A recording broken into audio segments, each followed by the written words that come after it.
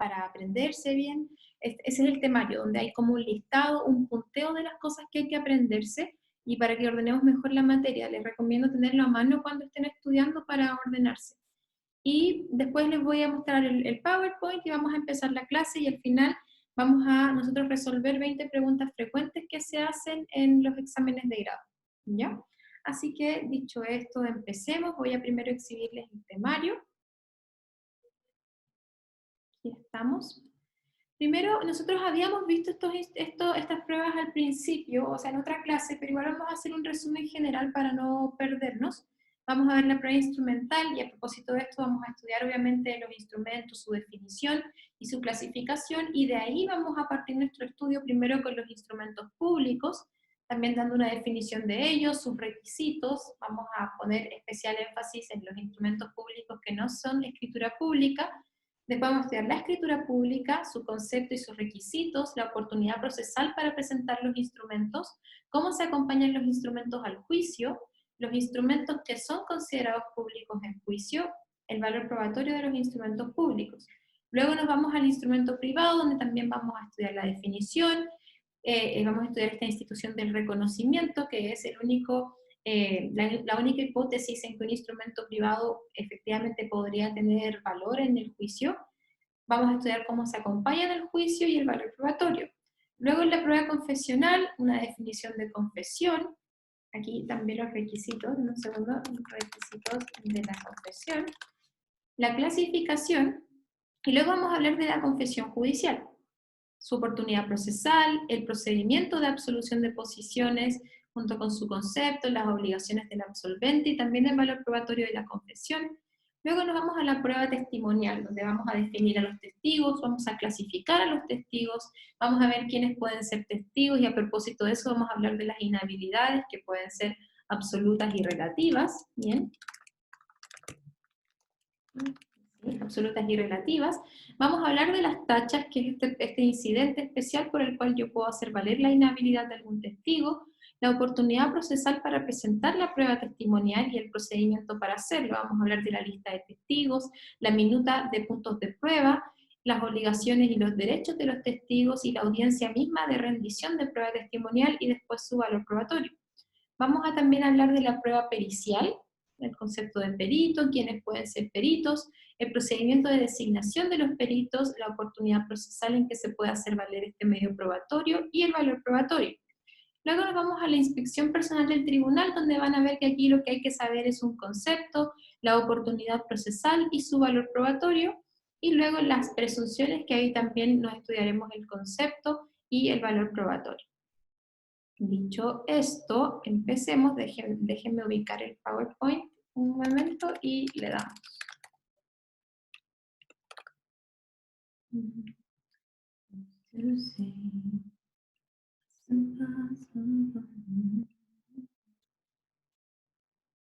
Me perdí la reunión, parezco boomer. Perdí la reunión de un segundo. Ahí sí. Ya. Aquí tenemos medios probatorios entonces. Como les decía, vamos a empezar haciendo un resumen en general. Si es que tienen dudas acerca de algo, me las van preguntando, no hay ningún problema. Ya tenemos tiempo. Vamos a empezar con la prueba instrumental. El instrumento lo podemos definir como todo escrito en el que se consigna algo, ¿vale? Entonces, todo documento escrito donde se deja constancia de algo es un instrumento. Y en ese sentido podemos tener instrumentos por vía de solemnidad o instrumentos por vía de prueba. Los instrumentos por vía de solemnidad son súper importantes porque son aquellas solemnidades que la ley requiere para que algún acto tenga valor. Entonces hablamos, por ejemplo, de que la promesa conste por escrito. Es un requisito de existencia de este contrato, así que si es que no está, entonces simplemente no existe. Y otra cosa es el instrumento por vía de prueba, donde la ley exige el instrumento no como requisito de existencia del acto, sino como medio de prueba simplemente. Bien. Los instrumentos se dividen básicamente en instrumento público y el instrumento privado. Así que vamos a empezar nuestro estudio con el instrumento público, que lo podemos definir como el instrumento público o auténtico, es ser autorizado con las solemnidades legales por el competente funcionario. De esta definición podemos extraer que los requisitos del instrumento público son tres, que esté autorizado por un funcionario público, que este funcionario público sea competente, o sea, que no sea, por ejemplo, que yo le fui a pedir un certificado de dominio vigente a un oficial del registro civil. Nada que ver, el oficial del registro civil es un funcionario público, pero no es un funcionario público competente para eso. Y además debe ser otorgado con las solemnidades legales. Entonces, esos tres requisitos debe cumplir un instrumento para que sea público. Una clase, y aquí ojo con esto, un ejemplo de instrumento público, uno siempre se va a la escritura pública. Nos dicen, ya demos un ejemplo de instrumento público y uno dice automáticamente escritura pública. Entonces vamos a quedar en blanco si es que nos dicen, ya, denme otro requisito que no sea la escritura pública. Y la verdad es que son varios, son muchos. Tenemos, por ejemplo, la cédula de identidad, tenemos la licencia de conducir, el pasaporte, el certificado de dominio vigente, el certificado de nacimiento, todos esos son instrumentos públicos que no son escrituras públicas. Pero la escritura pública sí es algo que nosotros ocupamos mucho y que también tenemos que tratar, y es una clase de instrumento público. La definimos como el instrumento público o auténtico otorgado con las solemnidades que fija esta ley por el competente notario e incorporado a su protocolo o registro público. Entonces, los requisitos acá es que sea otorgada por el competente notario, necesariamente tiene que ser un notario público, tiene que ser otorgada con las solemnidades legales y tiene que necesariamente ser incorporado a un protocolo o registro público. O sea que tiene que constar en los libros, que cualquier persona pueda acceder a esos libros y esa escritura va a ser pública para siempre. De hecho, después la notaría mantiene, por lo general, las escrituras, depende de la notaría, pero mantiene estas escrituras por el plazo de un año más o menos en las notarías y después las envían al archivo judicial, donde nosotros también podemos tener acceso a estas escrituras públicas, si es que sabemos el año, la foja y todo eso. Otra cosa son los documentos protocolizados, ¿ya? Que esto en algunos trámites nos piden algún documento protocolizado.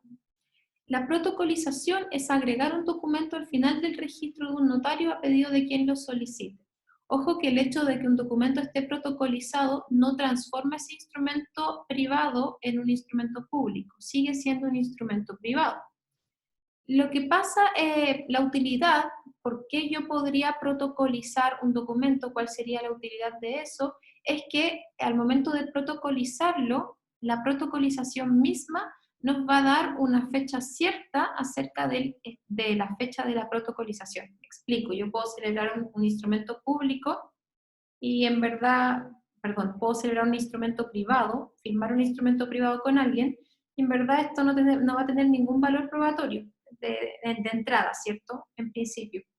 Sin embargo, si es que yo esto lo protocolizo, voy a tener al menos una fecha cierta de la fecha de la protocolización. ¿Bien? Entonces, por eso podría servir protocolizarla, ¿vale? Además, el artículo 420 del COD sí nos da algunos casos en que un instrumento protocolizado podría tener el valor de instrumento público. Y otra cosa que se utiliza harto en los trámites en general es el instrumento privado autorizado ante notario. Entonces tenemos un instrumento privado que ya está celebrado, ya está firmado y simplemente después vamos a autorizar la firma ante un notario público. En ese caso tampoco vamos a transformar el instrumento privado en público por el solo hecho de que esté autorizado ante notario, ¿bien? Pero sí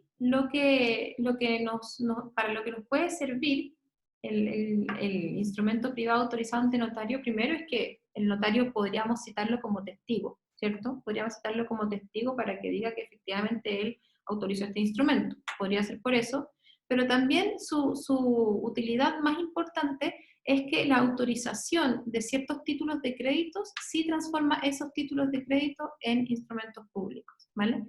Como por ejemplo el protesto de un cheque autorizado ante notario, ¿vale? Eso sí podrían darle un mérito ejecutivo y en ese sentido ser instrumentos públicos. Entonces se va a ver más o menos así. El instrumento público es un instrumento público, ¿cierto? La escritura pública, como es una clase de instrumento público, es instrumento público. El documento protocolizado no, y el instrumento privado autorizado ante notario tampoco. ¿Bien? La iniciativa en la prueba instrumental. Aquí nos estamos preguntando quiénes podrían presentar o solicitar la prueba instrumental. ¿Cómo es que se materializa la prueba instrumental? ¿Necesariamente tengo que presentarla yo? ¿Cómo es? La verdad es que puede ser iniciativa de parte o iniciativa judicial. La iniciativa de parte, a su vez, puede ser voluntaria o puede ser forzada.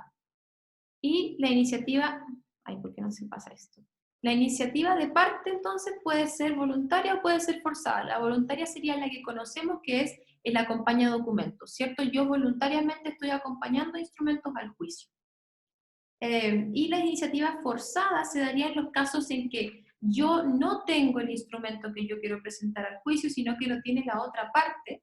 Entonces yo puedo solicitarle al tribunal que le exija a la contraparte a exhibir estos documentos. Y esto se puede hacer en dos momentos. Primero, como una medida prejudicial preparatoria, según el artículo 273, número 3, 4 y 5, que nos dicen que nosotros podemos, antes de iniciar el juicio, solicitarle al tribunal que cite al futuro demandado para que venga a exhibir ciertas cosas, que pueden ser sentencias, testamentos, inventarios, tasaciones, títulos de propiedad u otros instrumentos, la exhibición de libros de contabilidad, y también tenemos el reconocimiento de firma puesto en instrumento privado. Eso como una medida prejudicial. Y durante el juicio también lo puedo solicitar de acuerdo al artículo 349, que nos autoriza, nos permite solicitar la exhibición de documentos que se encuentren en poder de la contraparte o de un tercero, siempre que obviamente tengan relación directa con la cuestión debatida y no sean secretos profesionales. No puedo dilatar el procedimiento solicitando que se exhiba algún documento nada que ver, ¿cierto? Tiene que tener relación con el juicio.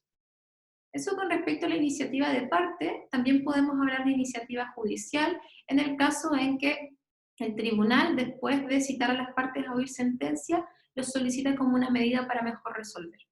¿Bien? Entonces, esa es la forma en que puede iniciarse o provocarse la rendición de la prueba instrumental. Aquí está la oportunidad para rendirla, tengan ojo con esto porque podría ser una pregunta: ¿cuál es la oportunidad que se tiene para rendir la prueba instrumental? No piensen inmediatamente que la oportunidad para rendir la prueba instrumental es en el término probatorio, porque la verdad es que no exclusivamente. La prueba instrumental se puede rendir en cualquier momento del juicio hasta hasta el final del término probatorio en primera instancia y hasta la vista de la causa en segunda instancia. E incluso después el tribunal la puede solicitar como una medida para mejor resolver. Entonces van a haber varias oportunidades, o más bien una oportunidad muy prolongada para presentar la prueba instrumental. Antes del procedimiento, como ya lo veíamos, como una medida prejudicial, ¿cierto? Junto a la demanda, yo al momento de interponer la demanda puedo en el otro sí acompañar documentos. Durante el procedimiento lo puedo hacer en cualquier estado del juicio hasta el vencimiento del término probatorio en primera instancia y hasta la vista de la causa en segunda instancia. Y como sabemos, el tribunal también puede solicitarlo después de la citación a vir sentencia como medida para mejor resolver. Este artículo también es súper importante, el artículo 342, que nos dice qué cosas son consideradas instrumentos públicos en juicio. Primero tenemos los documentos originales. Ya los documentos originales entonces siempre van a ser considerados instrumentos públicos. Pero difícil que uno tenga el documento original, por ejemplo, de una escritura pública, ¿bien? Como difícil porque esas se mantienen en la notaría. Entonces, lo más probable es que tengamos el número 2, que son las copias que son dadas con los requisitos que la ley exige para que haga plena fe respecto de toda persona, o al menos respecto de la persona contra quien se hace valer. Entonces, por ejemplo, que yo vaya a solicitar un certificado de dominio vigente al archivo judicial, necesito que cumpla con los requisitos, que son con los timbres, con las firmas, de repente la marca de agua también, tiene que cumplir con todos estos requisitos que la ley prescribe. Número 3, las copias que ahora que no tengan estos requisitos, que no sean objetadas como inexactas por la parte contraria dentro de los 3 días siguientes a aquel en que se le dio conocimiento de ellas.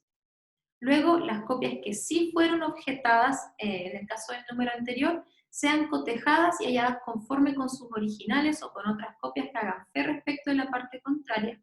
Ojo con estos números 3 y 4. El número 3 se pone en el caso de que yo acompañe un instrumento público que no cumple con los requisitos que la ley exige. Por ejemplo, acompañé una fotocopia del instrumento público, que no tiene, por ejemplo, la firma, la marca de agua, etc.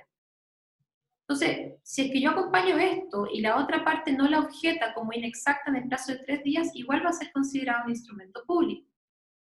En el caso en que sí sean objetadas en ese plazo, lo que va a hacer el tribunal es que las va a cotejar, o sea, va a comparar el instrumento que yo acompañé con el original, y si es que la haya conforme, entonces también van a ser consideradas instrumentos públicos.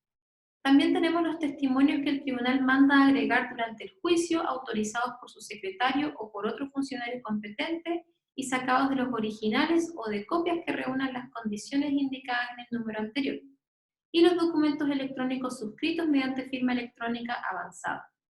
Esos son los instrumentos, los documentos que son considerados públicos en juicio. Yo les recomiendo aprenderse el artículo 342. Es muy importante no solamente para el examen de grado, pero igual para el desempeño laboral. ¿Cómo se acompañan los instrumentos públicos al juicio? Entonces, sabíamos que yo puedo acompañar un instrumento público al juicio con el acompaña documentos, ¿cierto? Un escrito donde se acompañan documentos. Tengo que acompañarlos de alguna forma, entonces no puedo decir se acompañan documentos y listo. Tengo que acompañarlos con citación. Volvamos a las formas en que se podían decretar las actuaciones judiciales, que esto lo veíamos en normas comunes a todo procedimiento. Las resoluciones o actuaciones judiciales se pueden decretar con audiencia, con citación, con conocimiento y de plano. Con audiencia significaba que el tribunal sí o sí va a dar traslado y sí o sí se abre un incidente y la actuación judicial recién se puede llevar a cabo una vez que el tribunal se pronuncia acerca del incidente, lo falla. Que se decrete una resolución judicial, una actuación judicial con citación, significa que el tribunal no necesariamente va a dar traslado, no se inicia un incidente, pero sí le da un plazo de 3 días a la otra parte para que se pronuncie. De manera que si la parte efectivamente se pronuncia en este plazo de 3 días, ahí sí se forma un incidente. Pero de lo contrario no se forma un incidente. Con conocimiento significaba que se va a llevar a cabo la actuación judicial una vez que es puesta en conocimiento de la parte contraria, y de plano significa que se va a llevar a cabo de inmediato sin siquiera esperar a que se ponga en conocimiento de la parte contraria. Los instrumentos públicos, cuando yo los acompaño al juicio, tienen que ser acompañados con citación. ¿Bien? ¿Y por qué? Porque veamos el caso anterior, el artículo 342. Veamos el artículo 342, número 3. Las copias que obtenidas sin estos requisitos no sean objetadas como inexactas por la parte contraria dentro de los 3 días siguientes. A mí me interesa, como parte que está presentando el instrumento, que se le dé la oportunidad a la contraparte para que se oponga, porque si es que no se opone en este plazo de 3 días, este instrumento va a ser considerado público en juicio. ¿Bien? Entonces se acompañan con citación.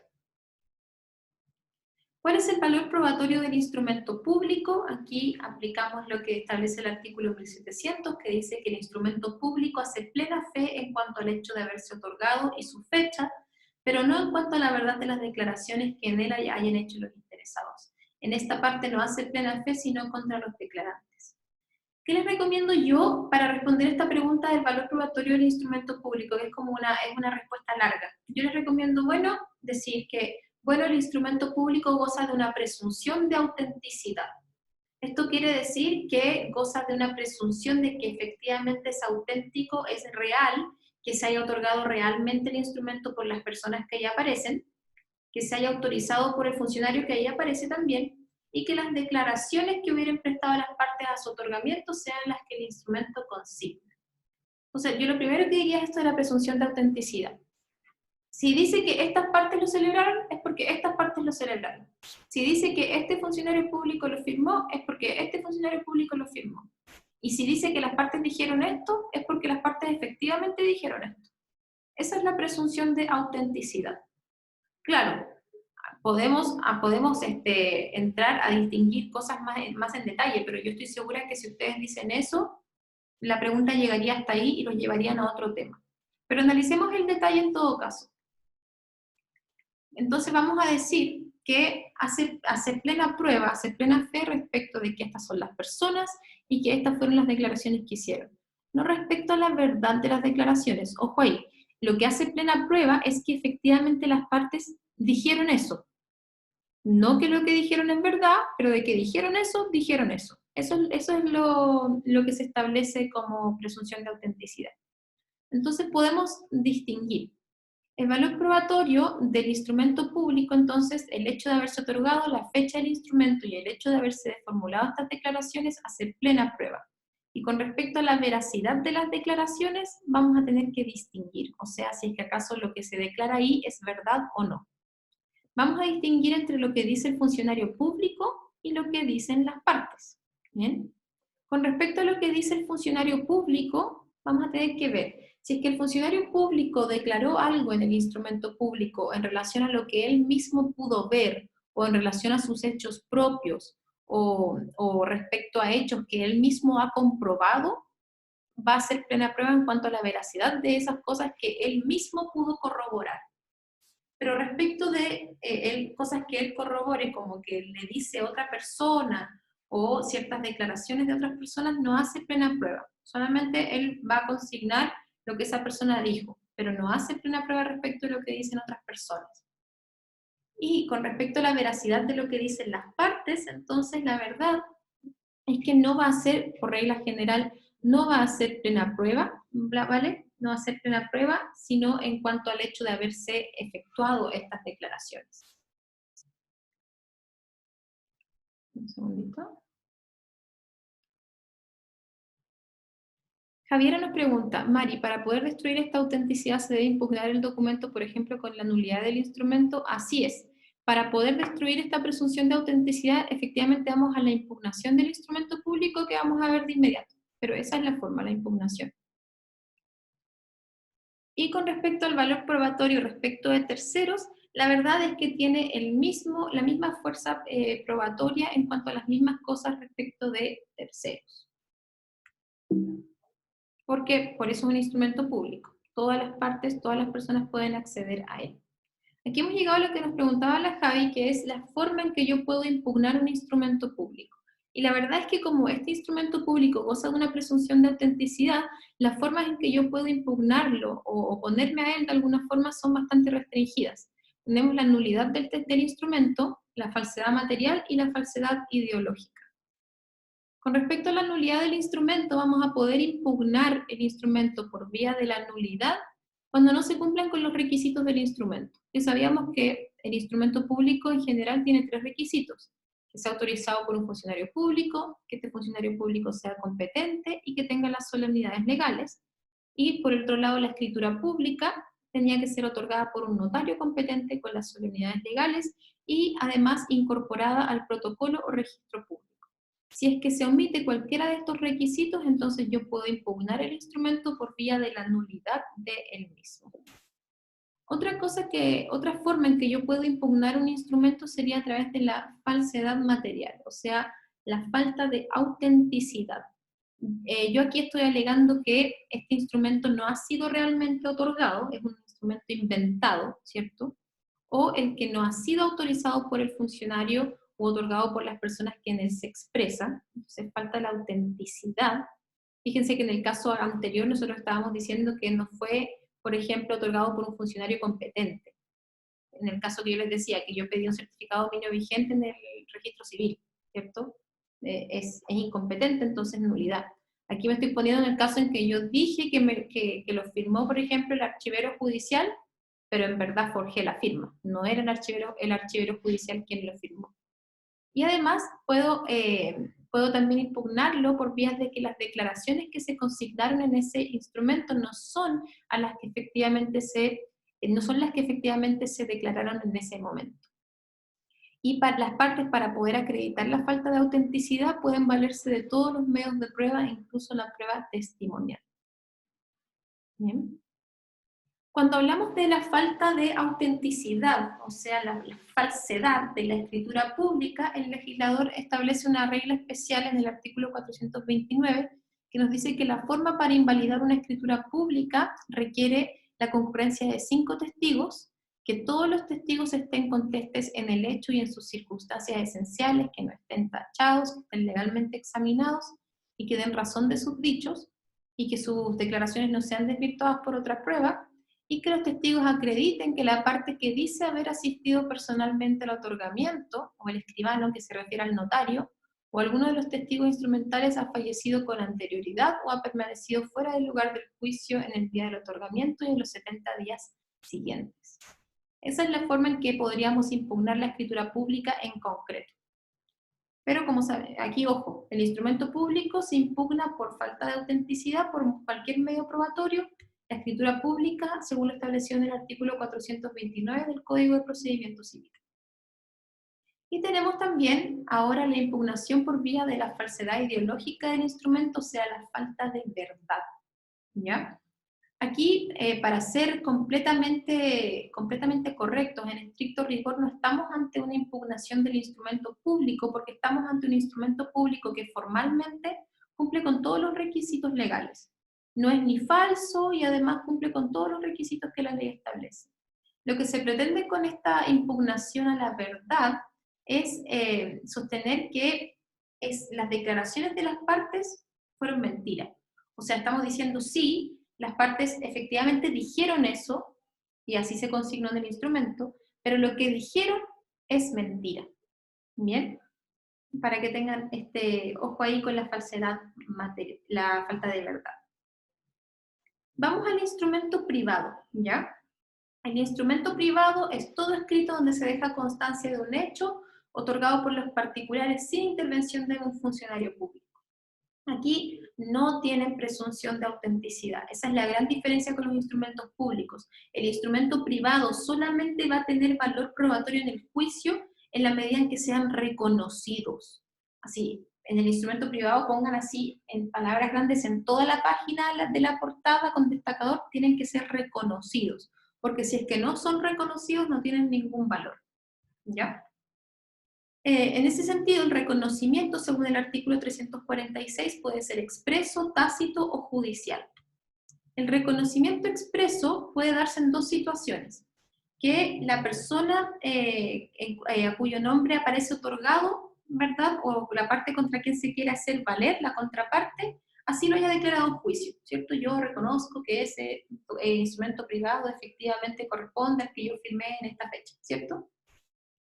Y la otra hipótesis sería que se haya hecho una igual declaración con respecto a esta cosa, que se haya hecho una igual declaración en un instrumento público o en otro juicio diverso.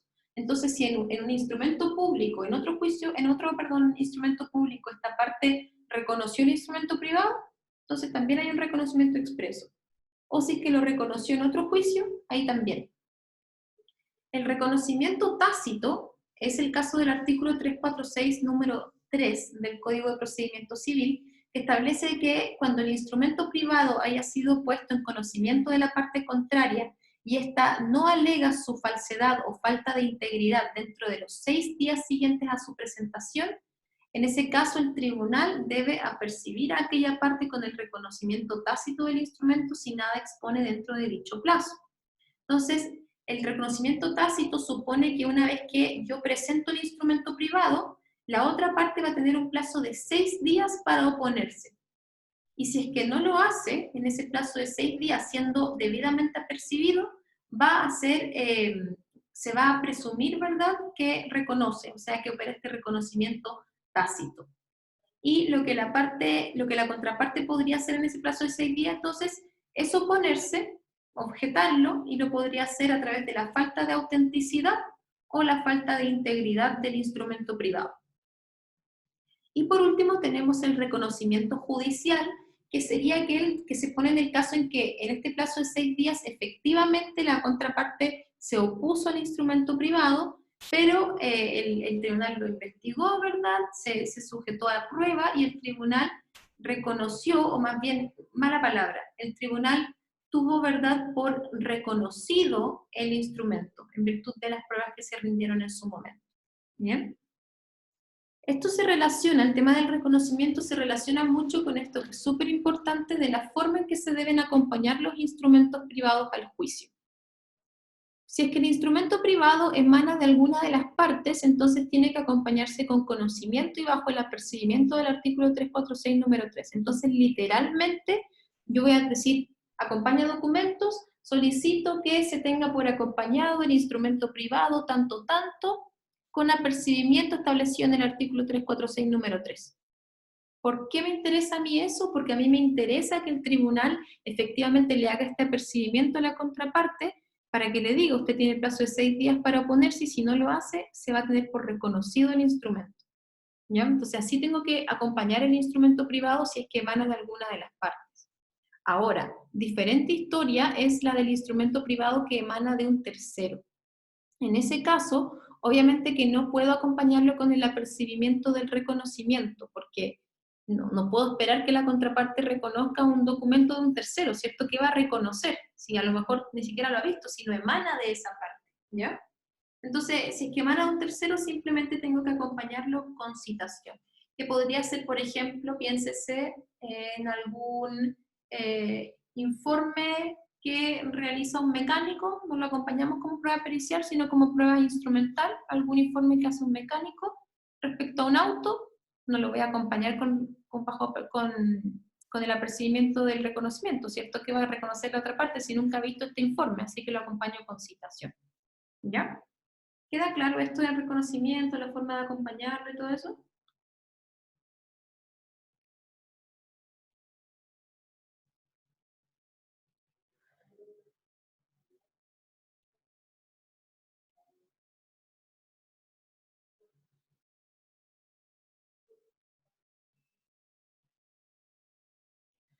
Ya, acá, sigamos.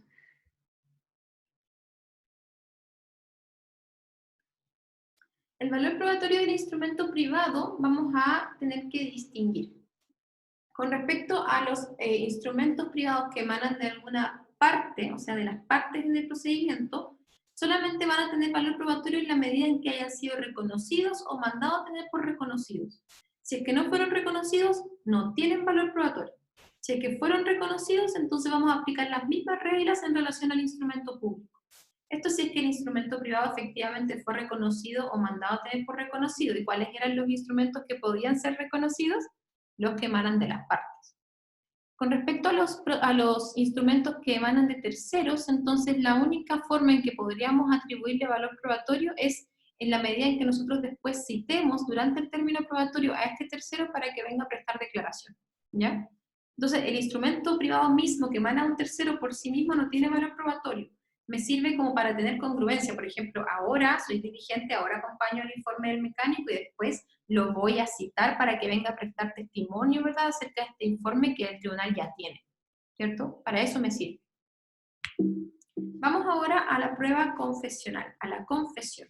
Esta se define como el reconocimiento expreso o tácito que hace una de las partes en su perjuicio respecto de los hechos controvertidos, sustanciales y pertinentes.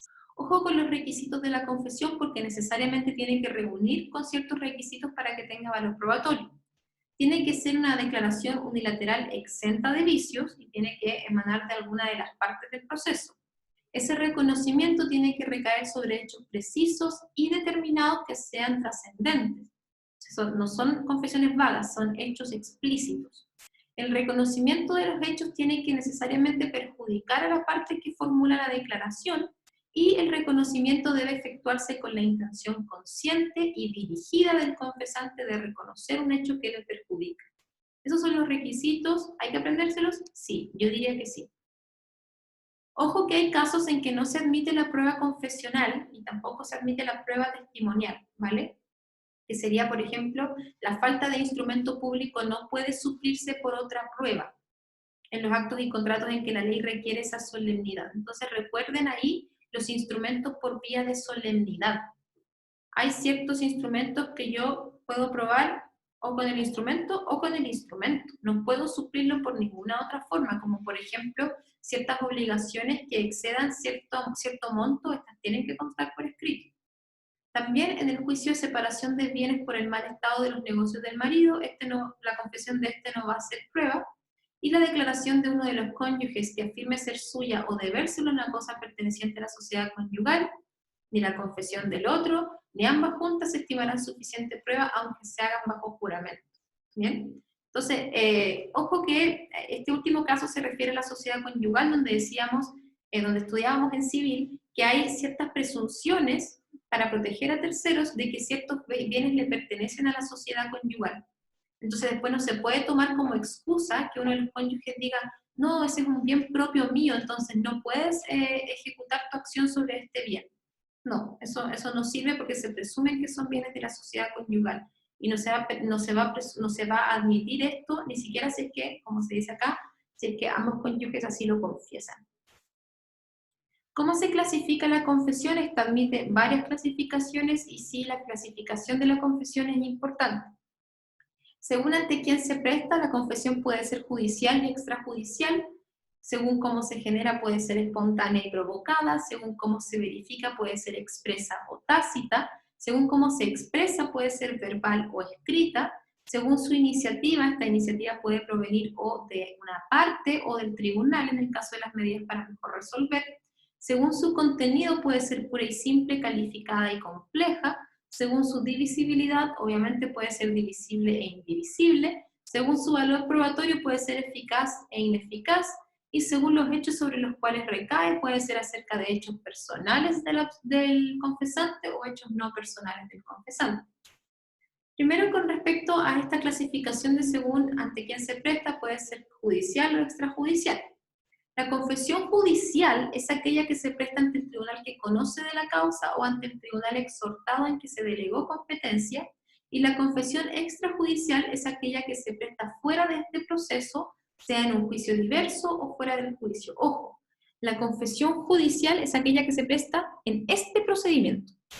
Si es que se presentó en otro procedimiento distinto, es extrajudicial. No tiene mucho sentido porque extrajudicial es como fuera de los tribunales, no. Que sea judicial significa que se prestó en este procedimiento en específico. Si se prestó en otro juicio o ya fuera de los tribunales, es extrajudicial. Y es una clasificación súper importante porque va a determinar cuál es el valor probatorio de la confesión. Según cómo se genera, esta también puede ser espontánea o puede ser provocada según se requiera, se produzca a requerimiento de parte o no.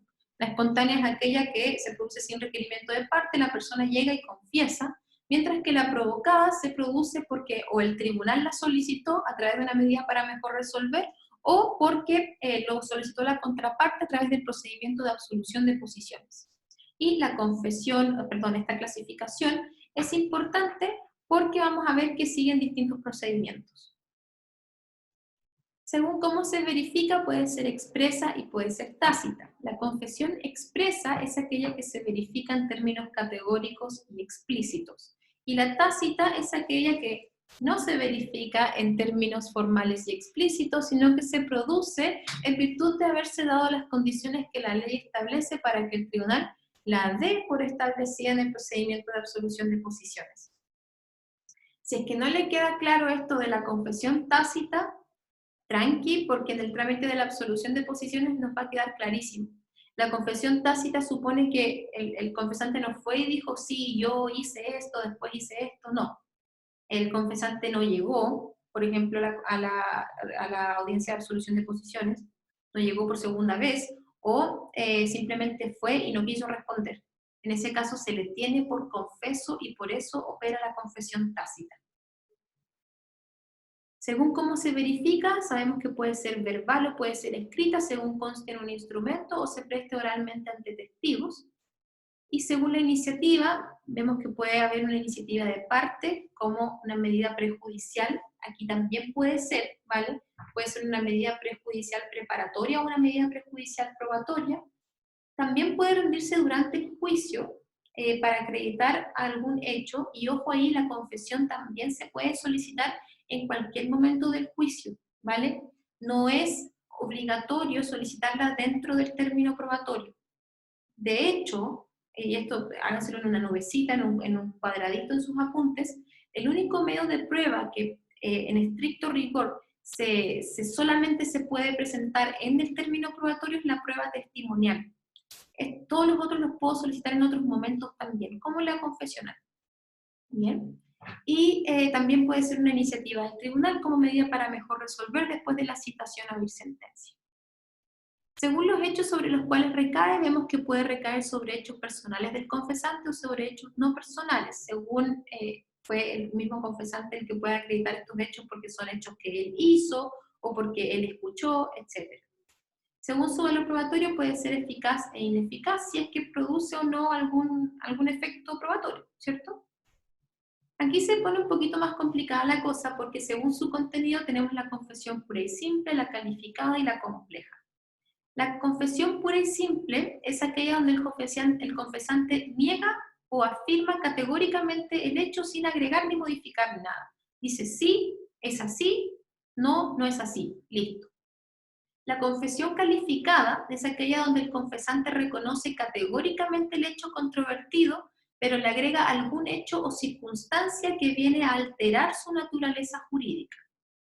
Y la confesión compleja es aquella donde el confesante reconoce el hecho material acerca del cual se le interroga, pero le agrega otros hechos enteramente desligados del primero, que sería una compleja de primer grado, o bien ligados o modificatorios del mismo, que sería una confesión compleja de segundo grado. Bien. Esta clasificación es importante para ver si es que la confesión es divisible o indivisible. La confesión divisible es aquella donde obviamente pueden separarse los hechos, separar los hechos que perjudican al confesante de aquellos hechos que lo favorecen. Y la indivisible es aquella donde no podemos separar los hechos que lo benefician de los hechos que lo perjudican. En Chile la regla general es la indivisibilidad de la confesión. La confesión no es posible dividirla, pero vamos a tener que hacer algunas precisiones. La confesión pura y simple y la confesión calificada son indivisibles. La confesión compleja de primer grado es divisible y la compleja de segundo grado es divisible en la medida que se acredite la falsedad de las circunstancias que el confesante ha agregado. Bien. Vamos ahora, hemos visto entonces la confesión, su concepto, sus requisitos y sus clasificaciones. Vamos a la confesión judicial en estricto rigor. La confesión judicial la definimos como aquella en que se presta en el juicio en el cual ella es invocada como medio de prueba. Así de simple, es la que se rinde en el juicio como medio de prueba. Puede ser espontánea, o sea que el mismo absolvente, perdón, que el mismo confesante dijo, ya listo, voy a confesar para que esto se solucione más rápido, y hace un escrito, ¿cierto? O puede ser provocada, y la forma de provocar una confesión sería a través del trámite de la absolución de posiciones. La iniciativa de la confesión judicial puede ser de parte, que sería como medida prejudicial, insisto, o dentro del proceso, ¿verdad?, una vez contestada la demanda. Y también puede ser una iniciativa del tribunal como medida para mejor resolver. La oportunidad procesal para solicitar la confesión judicial provocada. Bien. Aquí tenemos antes del juicio como medida prejudicial propiamente tal, o medida prejudicial preparatoria, o como medida prejudicial probatoria. Durante el juicio también yo la puedo solicitar como medio de prueba en primera instancia en cualquier estado del juicio desde que se encuentra contestada la demanda hasta el vencimiento del término probatorio y se puede ejercer hasta por 2 veces. Y en caso de alegar hechos nuevos se puede ejercer una vez más. Entonces, ojo, la absolución de posiciones yo la puedo pedir durante todo el procedimiento, desde la contestación de la demanda hasta el vencimiento del término probatorio en primera instancia y hasta la vista de la causa en segunda instancia. ¿Ya? Y en segunda instancia, entonces, como decía, se puede solicitar también antes de la vista de la causa. Y siempre, además, el tribunal la puede solicitar como medida para mejor resolver. ¿Quiénes pueden solicitar que se absuelvan posiciones? Aquí tenemos a las partes, o sea, puede ser el demandante o el demandado, el tercero coadyuvante y el tercero excluyente. ¿Y quiénes deben absolver posiciones? Tenemos al demandante, al demandado, los terceros coadyuvantes, independientes y excluyentes. La absolución de posiciones como procedimiento se ve más o menos así. Primero voy a intentar esta solicitud para absolver posiciones, acompañando el pliego de posiciones. Entonces tenemos la solicitud, solicito al tribunal que cita a la otra parte absolver posiciones, acompaño, en el otro sí, acompaño pliego de posiciones. El pliego de posiciones, como vamos a ver, es este sobre donde se contienen las preguntas que se le van a hacer al absolvente. Una vez que nosotros solicitamos esto dentro de la oportunidad procesal y en la forma correcta, se va a citar al absolvente a una audiencia de absolución de posiciones. En esta audiencia puede pasar que el absolvente no comparezca o que sí comparezca. En el caso en que no comparezca, vamos a ver que no pasa nada, si es que es la primera vez que lo citan, no pasa nada.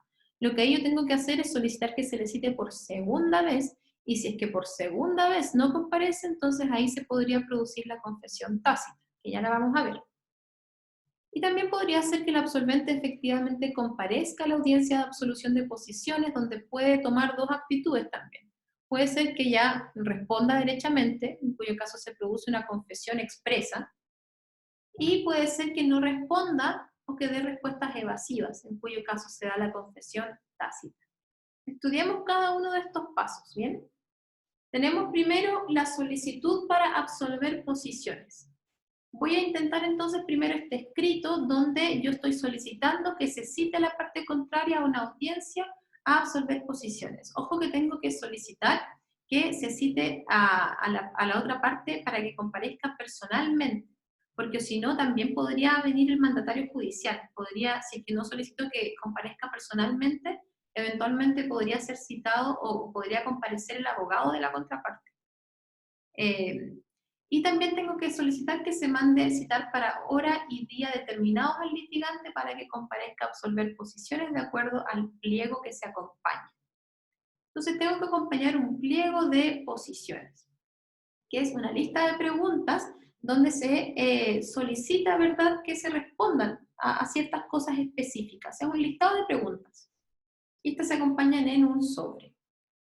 El pliego de posiciones en sí, este listado de preguntas, puede contener preguntas asertivas o preguntas interrogativas. Con respecto a las preguntas asertivas, son aquellas en que se afirma el acaecimiento de un hecho, de manera que el absolvente solamente puede responder que sí o que no. Y las preguntas interrogativas son más bien preguntas abiertas, donde se está indagando acerca de un hecho. Y aquí se puede explayar el absolvente. Es importante distinguir entre una y otra, porque si es que efectivamente se produce la confesión tácita, o sea, en el caso en que el absolvente no comparezca a la segunda audiencia, o en el caso de que comparezca y no quiera responder o de respuestas evasivas, en esos casos se le va a tener por confeso, va a operar la confesión tácita respecto a las preguntas efectuadas de manera asertiva. ¿Ya? Y eso tiene completo sentido, porque una pregunta asertiva sería, por ejemplo, que diga el absolvente cómo es efectivo que el día 3 de enero fue a la notaría tanto a suscribir el contrato de compraventa del bien raíz individualizado tanto. Ahí él puede responder que sí o que no, ¿cierto? En cambio, la pregunta interrogativa sería, ¿qué hizo el absolvente el 3 de enero? Obviamente que en la confesión tácita solamente puedo tenerlo por confeso respecto de las preguntas asertivas, porque las preguntas interrogativas, ¿de qué lo voy a tener por confeso? ¿Cierto? Si no hemos afirmado nada. Entonces, lo más normal es que en los pliegos de posiciones todas las preguntas sean preguntas asertivas. ¿Ya? ¿Cuáles son las obligaciones del absolvente una vez que se recibe esta solicitud y se cita al absolvente a la audiencia de absolución de posiciones? En ese sentido, tiene la obligación de comparecer, de efectivamente absolver las posiciones y de decir la verdad. Ojo que y estas son tres obligaciones distintas. Una cosa es comparecer, otra es absolver posiciones y otra es decir la verdad. Hay algunas personas, como el presidente de la República, los ministros, los senadores, personas constituidas en dignidad, que no tienen la obligación de comparecer. Eso no significa que estén exentos de la obligación de absolver posiciones. Tienen que absolver posiciones igual. La única diferencia es que no tienen que comparecer, o sea, no tienen que ir al tribunal. Entonces, si es que se cita, por ejemplo, al presidente de la República a absolver posiciones, tiene que absolver posiciones, no tiene que comparecer, de manera que lo más probable es que el juez se traslade a el domicilio del confesante o a su despacho, etcétera, para tomarle la absolución de posiciones ahí. Como les decía entonces, una vez que se recibe esta solicitud, el tribunal va a citar a la otra parte a una audiencia de absolución de posiciones que tiene que notificarse por cédula. ¿Y a quién se le notifica las notificaciones por cédula? Ojo, al mandatario judicial. Los abogados tenemos que estar muy pendientes con las notificaciones por cédula porque nos van a llegar a nosotros. Bien. Con respecto a las actitudes que puede tomar el absolvente, podría entonces comparecer o no comparecer. En el caso de que no comparezca, su no comparecencia tiene que ser certificada por el receptor, que es el ministro de fe competente para tomar esta audiencia. Ojo ahí, yo cuando estoy solicitando la absolución de posiciones, tengo que acompañar la solicitud con el pliego de posiciones, y una vez que tengo la audiencia, me dicen qué día va a ser, yo tengo que comunicarme al tiro con un receptor, y yo tengo que pagarle con dinero del cliente, obviamente, para que ese día me vaya a tomar la audiencia de absolución de posiciones. No la toma el juez ni algún funcionario del juzgado, la toma un receptor judicial. Y yo me junto con el receptor ese día en la audiencia, y si es que no comparece, es el receptor el que tiene que certificar el hecho de que no compareció porque actúa como ministro de fe. En este caso en que no se comparezca, decíamos que no pasa nada, si es que es la primera audiencia. Lo que tengo que hacer, o sea, lo que pasa es que perdí la plata que le pagué al receptor, ¿cierto? Y en ese caso voy a tener que hacer un segundo escrito solicitando que se cite por segunda vez, porque no compareció a al primer llamado, como aparece, ¿verdad?, constatado en el estampado del receptor tanto, tanto, hojas tanto, tanto, y solicito que se le cite con el apercibimiento del artículo 394 del Código de Procedimiento Civil. Es importante que este apercibimiento opere, porque el tribunal, para que opere la confesión tácita, tiene que advertirle en esta citación, en esta segunda citación, tiene que advertirle a la contraparte que en caso de no comparecer por segunda vez, se le tendrá por confeso respecto de las preguntas asertivas. Bien, entonces como veíamos, podría comparecer o no comparecer. Nos hicimos cargo de qué pasaba si es que no compareciera. ¿Qué pasa si es que comparece? Este es el desarrollo de la audiencia. Primero, se le va a tomar un juramento, ¿verdad?, a el absolvente. Luego se va a abrir el sobre donde se contienen las posiciones, las preguntas. El absolvente o su abogado puede objetar preguntas que no cumplan con los requisitos, en cuyo caso se genera un incidente que debe ser resuelto por el tribunal. Aquí yo siempre les cuento esta historia, cuento corto, que esto puede pasar. Yo, una de mis primeras audiencias como procuradora, me mandaron a una absolución de posiciones de la contraparte, me mandaron como de representante de nosotros, que éramos la demandante, y el absolvente llegó con su abogado, y se llevó a cabo el juramento, se abrió el pliego de las posiciones, y lo primero que hizo el abogado fue objetar las preguntas porque no hacían relación con el asunto que se debatía en juicio. Y yo no entendía qué estaba pasando. De la nada, como que el receptor dijo, ya, entonces vamos donde el juez. Pasamos a la sala de audiencias. Yo ni siquiera me acuerdo de esto, estaba como mareada de los nervios. Pasamos a la sala de audiencias donde yo me tuve que sentar a un lado y la contraparte en el otro me quería matar. Y, y, y nada, pues ahí se hizo el incidente donde se le hizo al abogado repetir su incidencia y después me dio traslado. Y yo así, negra, negra, no sabía qué decir. Al final me defendí diciendo que las preguntas sí hacían relación con el juicio, porque cómo íbamos a hablar de quién era la propiedad si es que él no decía de quién era la propiedad, como que dijo una cuestión súper obvia. Pero igual estaba como perdida la incidencia del abogado, porque sí hacía en relación con el juicio, pues entonces como que gané, pero no creo que haya sido por mi nivel argumentativo. Pero ojo que eso puede pasar, les pueden objetar las preguntas, en cuyo caso se abre un incidente donde literalmente tenemos que irnos ante el juez a resolver el incidente. Pongamos en el caso en que no pasa esto, se abre el pliego de posiciones, se formula la pregunta y el absolvente tiene que responder inmediatamente en términos claros y precisos. Y de todas sus declaraciones, o sea, de todas sus respuestas, el receptor las va anotando porque tiene que dejar un acta, y esta después tiene que imprimirla, se la muestra al absolvente y a su abogado, y ellos ven que efectivamente el receptor o la receptora escribió efectivamente lo que esta persona dijo, ¿cierto? Que no escribió otra cosa. Y si es que está todo correcto, tiene que firmarla. Y eso se agrega al expediente. Bien. Ahora, estos son los resultados, en un resumen del resultado que se puede dar cuando hablamos de la audiencia de absolución de posiciones. El hecho de que el absolvente comparezca y responda derechamente, ahí es una confesión provocada, porque no fue espontánea, tuve que pedir que vaya, ¿cierto? Pero fue expresa, porque no fue tácita, ¿cierto? Puede ser que comparezca, pero se niega a declarar o que dé respuestas evasivas, en cuyo caso hay confesión tácita siempre que se haya solicitado que se tenga por confeso. Y tenemos el caso de que el absolvente no comparezca a la segunda citación, ahí también va a haber confesión tácita, pero ojo ahí, las abogadas y los abogados, que hay que hacer algunas cosas. tenemos que efectuar la segunda citación, pedirla, tenemos que pedirla con el apercibimiento del 394, que efectivamente el absolvente no comparezca a la segunda citación, que se certifique la no comparecencia, presentar un escrito solicitando al tribunal que se le tenga por confeso respecto a las preguntas asertivas, y el tribunal tiene que emitir una resolución teniéndolo por confeso. ¿Bien? ¿Cuál es el valor probatorio de la confesión? Como les decía al principio, de la confesión tenemos que distinguir entre la confesión extrajudicial y la confesión judicial. La confesión extrajudicial vamos a tener que distinguir, y aquí memoria, chiquillos, esto es importante y como que es memoria nomás. Si es que la confesión extrajudicial es verbal, es base de una presunción judicial.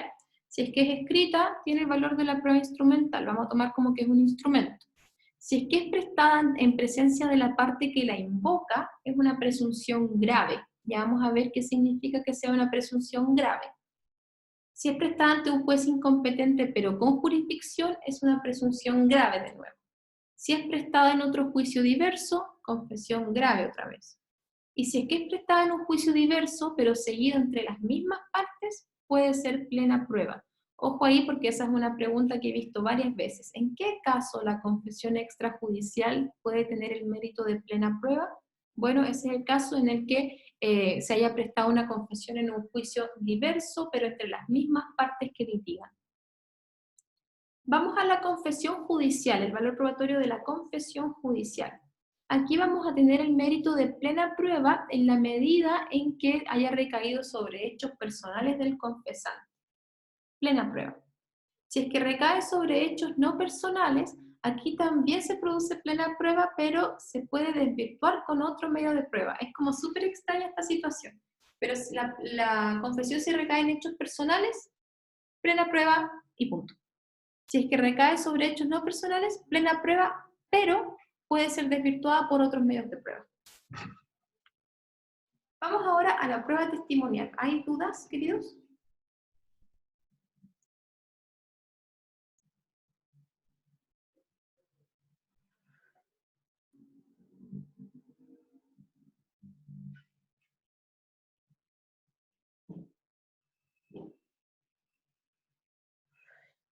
Ya, bacán. Bacán, bacán. Espero que después no se anden riendo y contando mi historia de mi primera audiencia ever. Tenía como 20 años y no sabía nada de la vida. Pero igual fui valiente. En ese momento. Después les juro que quería puro vomitar. Ya. Vamos a la prueba testimonial. La prueba testimonial. Primero, definición de testigo. Como siempre, déme una definición de algo. Y como siempre, chiquillos, si es que no se acuerdan de la definición, invéntense una con los elementos. El testigo es la persona que, habiendo tenido presumiblemente conocimiento de un hecho que ha caído bajo la acción de sus sentidos, es llamado luego para prestar declaración en juicio acerca del mismo.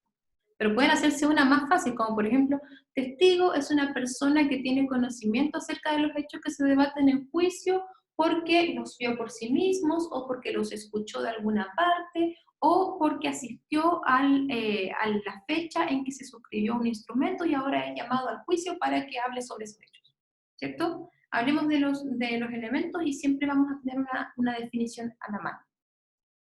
¿Cuáles son los requisitos para que una persona pueda ser testigo? Primero tiene que ser un tercero indiferente. Ahí volvamos a disposiciones comunes donde distinguíamos entre los terceros interesados y no interesados.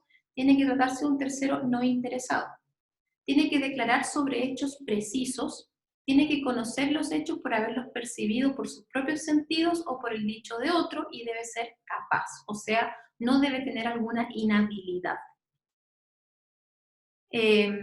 Con respecto a la inhabilidad, entonces vamos a distinguir entre la inhabilidad absoluta y la inhabilidad relativa. La inhabilidad absoluta se refiere a aquellas personas que nunca pueden ser testigos, ni en este juicio ni en ningún juicio. Y la inhabilidad relativa habla de personas que normalmente sí podrían ser testigos, no tienen ningún problema, pero por tener algún vínculo con alguna de las partes en este juicio en específico, no pueden ser testigos.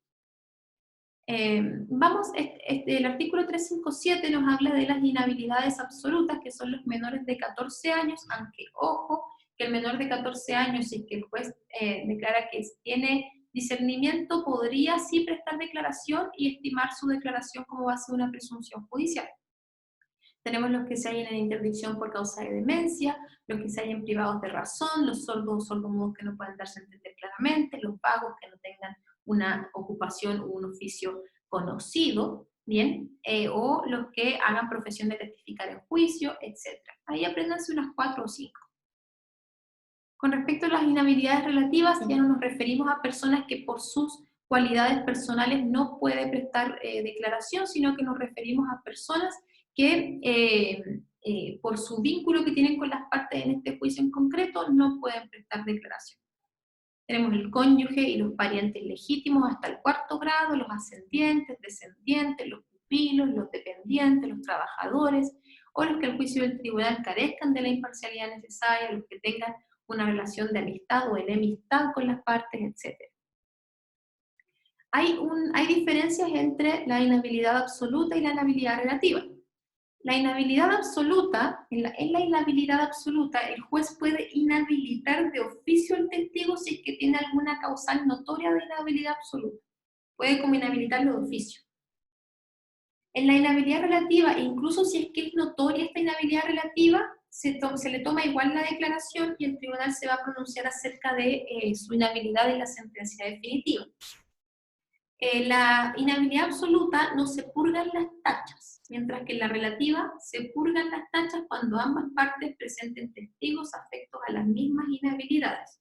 O sea que si ambas partes, por ejemplo, presentan a testigos sordos o sordomudos que no pueden darse a entender claramente, lo siento, o sea, no se va a tomar su declaración, es una inhabilidad absoluta.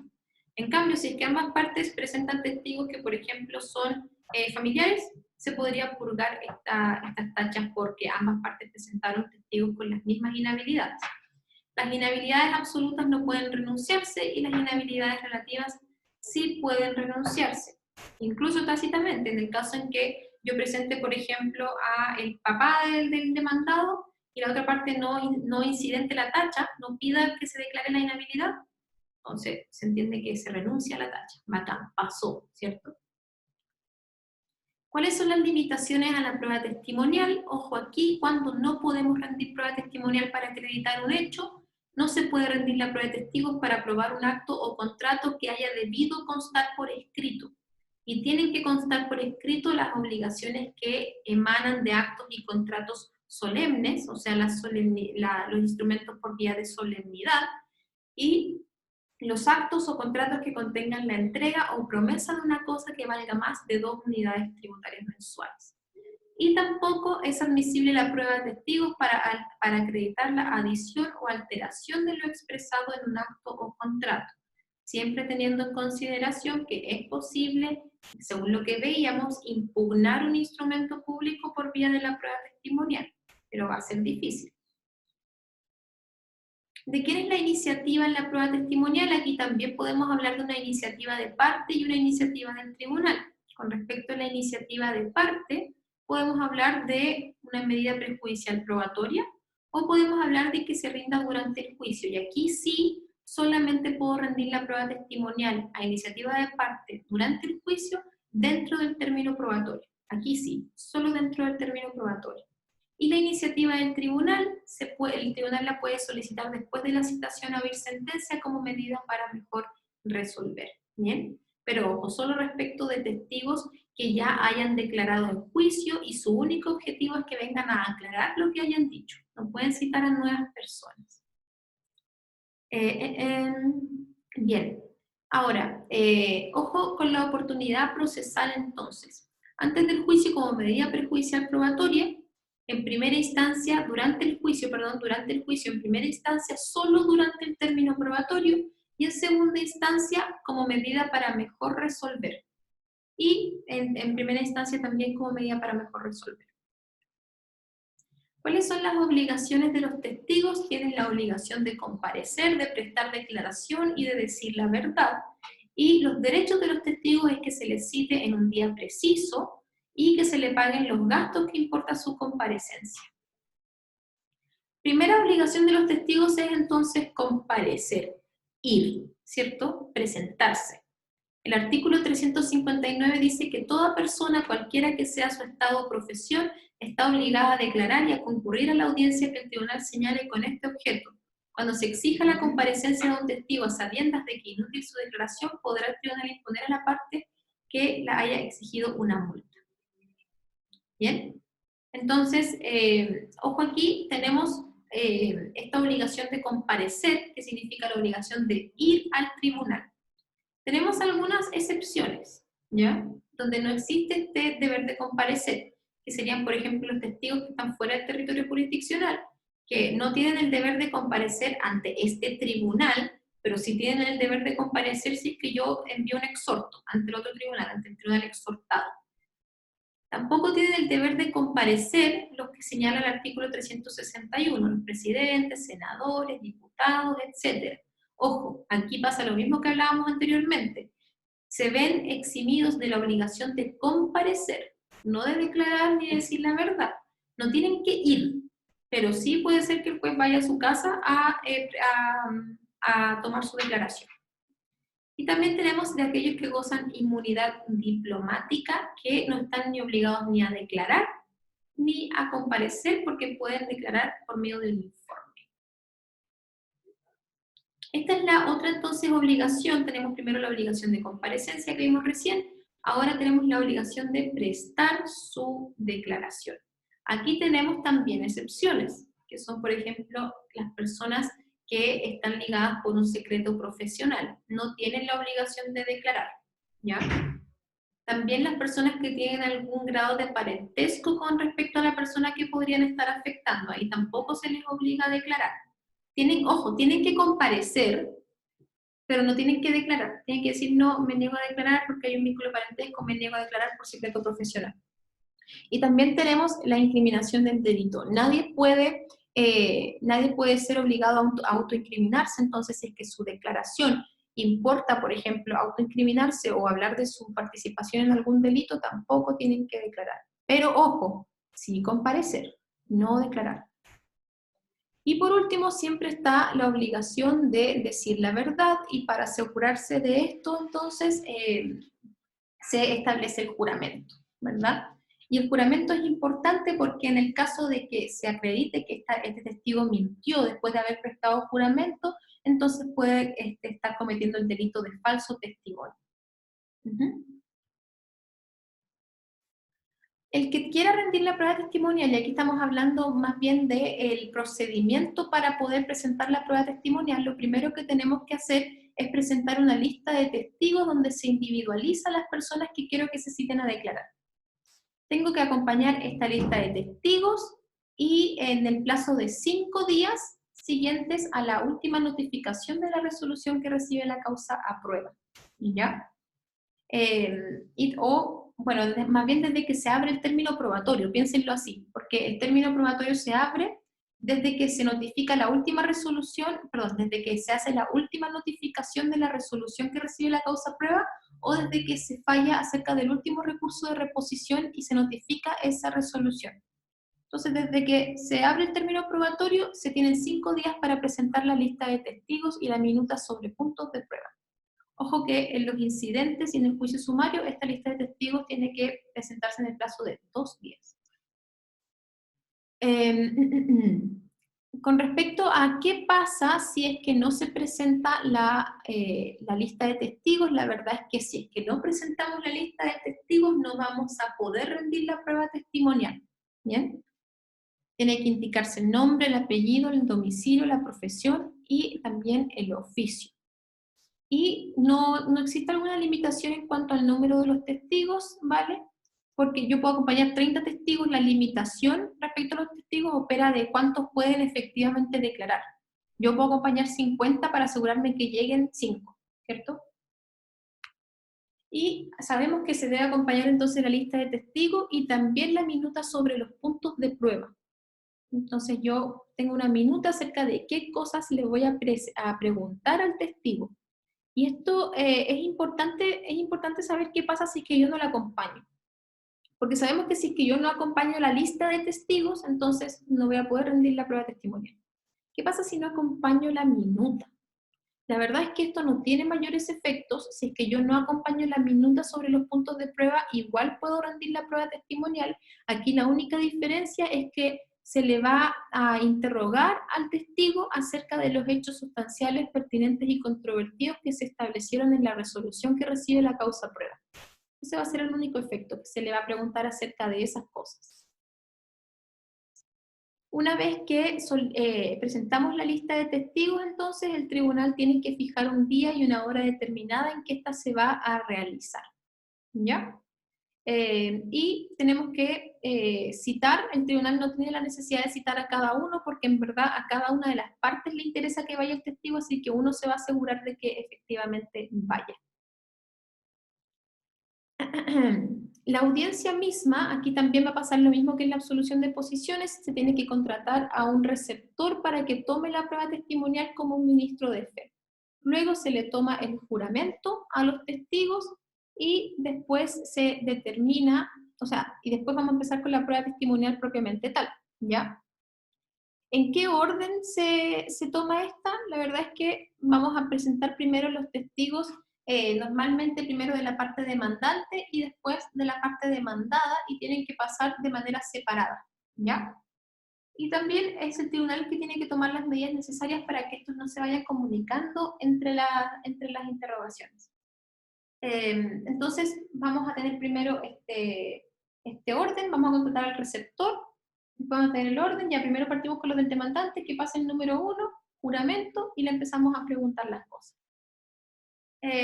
La ley establece que es el juez quien interroga a los testigos, pero sabemos que en la práctica lo hace un receptor judicial.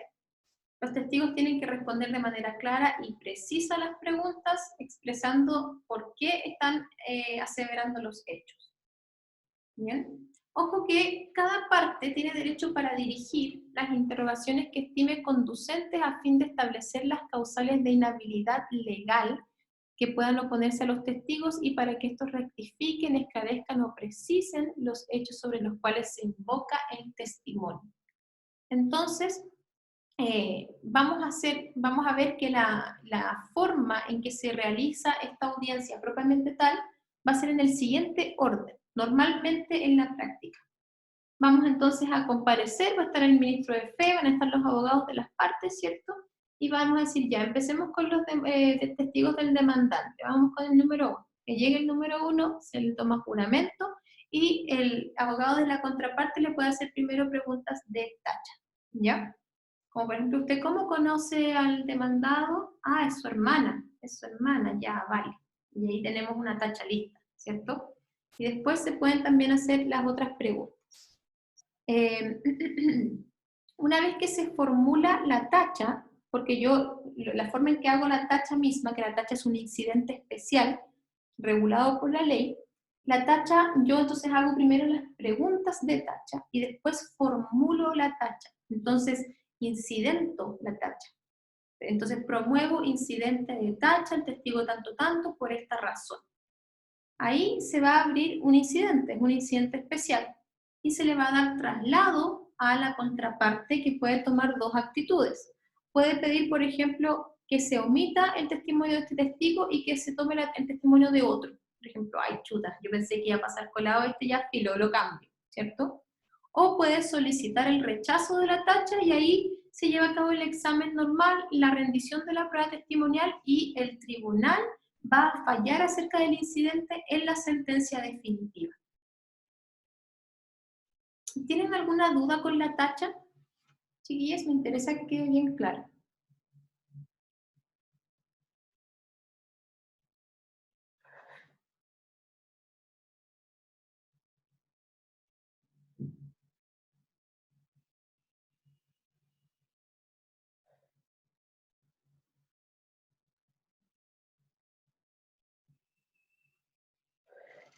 Ya, bacán, gracias Javi. Sigamos.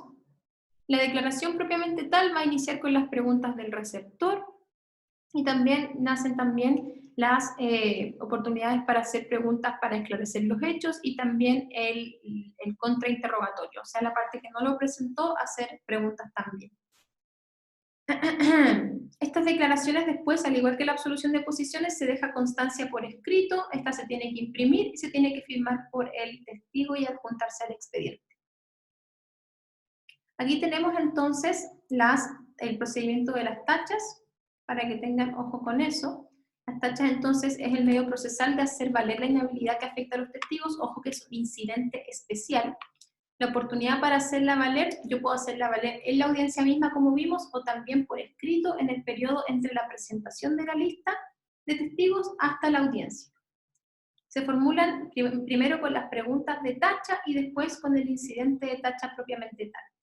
Y los efectos es que puede ser que yo ponga la tacha como veíamos y la otra parte quiera reemplazar al testigo, o puede ser que la parte que presenta el testigo exponga alguna duda sobre la tacha y en ese sentido pueda oponerse a ella, y en cuyo caso igual presta su declaración el testigo y el tribunal la va a resolver en la sentencia definitiva.